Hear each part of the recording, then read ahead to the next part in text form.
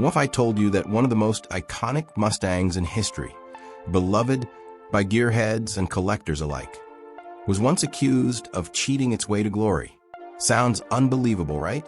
The Mustang Boss 302 wasn't just built to win. It was designed to dominate. But as its tires tore up the track and trophies piled high, a darker question loomed. Was Ford playing fair or playing everyone? Today, we peel back the curtain on a scandal that rocked the racing world. Because the story of the Boss 302 isn't just about horsepower and handling. It's about how far a company will go to win, and what happens when the line between innovation and deception starts to blur. To really grasp what made the Boss 302 so controversial, you have to understand the battlefield it was born into. It's the late 1960s. America's muscle car war is at full throttle. Street machines are turning heads.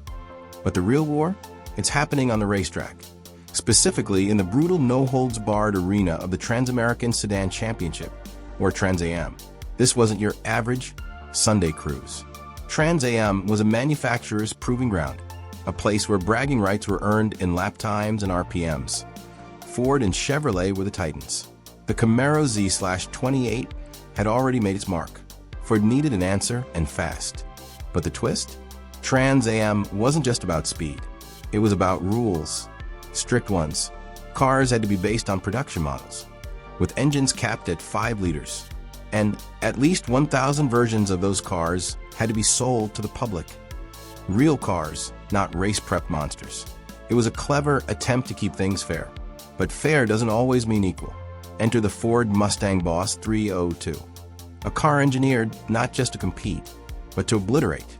Designed by the legendary Larry Shinoda, the Boss 302 was a rebellion on wheels. With a low, aggressive stance and a powertrain unlike anything Ford had done before, it looked like trouble.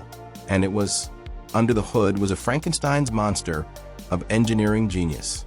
Ford took the high-revving Windsor 302 block and bolted on the larger port Cleveland heads. The result? A 302 cubic inch V8 that screamed past 6,000 RPM with power and precision. This wasn't a car made for weekend grocery runs. It was born for one thing: winning. And Ford barely made it street legal. They built just enough units to meet the rules. But these cars were thinly disguised race weapons. Fans loved it. Rivals feared it. But some began to whisper. Was it all too good to be true? As the Boss 302 stormed the racetracks, the whispers turned into allegations. Rivals started asking tough questions. Was Ford bending the rules, or flat out breaking them? According to critics, the Boss 302's dominance wasn't just about clever engineering. It was about manipulation. Claims surfaced that Ford was using prototype parts, special manifolds, oversized carburetors, suspension tweaks, that weren't actually available on the street cars. Some accused them of building just enough homologation specials to technically comply, while racing versions bore little resemblance to what customers could actually buy.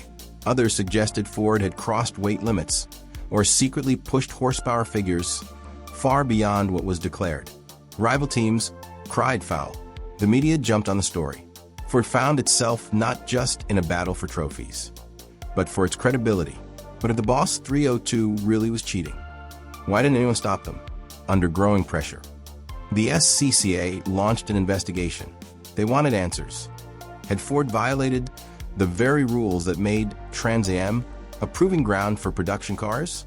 The findings were as murky as the accusations. Technically, Ford hadn't broken the rules, but they had danced around them with the precision of a race-tuned ballet. The parts were legal, but rare. The street cars matched the race cars, barely. Ford had done just enough to check every box, while leaving competitors choking on their dust. Insiders later admitted that Ford's goal was never to play fair. It was to win within the rules, no matter how creatively they had to interpret them. As one engineer put it, we didn't cheat. We just used every inch of the rule book, and then some. So was it cheating, or was it genius? With the controversy still swirling, Ford doubled down on its mission. And in 1970, everything came together. Behind the wheel of the Boss 302 was none other than Parnelli Jones, a fearless driver with a need to dominate.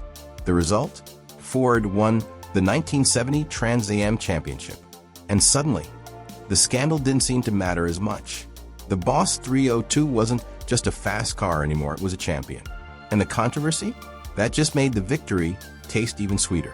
Collectors today aren't scared off by the scandal. If anything, it adds mystique. The Boss 302 has become one of the most coveted Mustangs ever built. It's a symbol of racing heritage, design brilliance, and yes, a little rule-bending magic. Because in racing, sometimes the difference between cheater and champion comes down to who tells the story. Let's take a moment to reflect.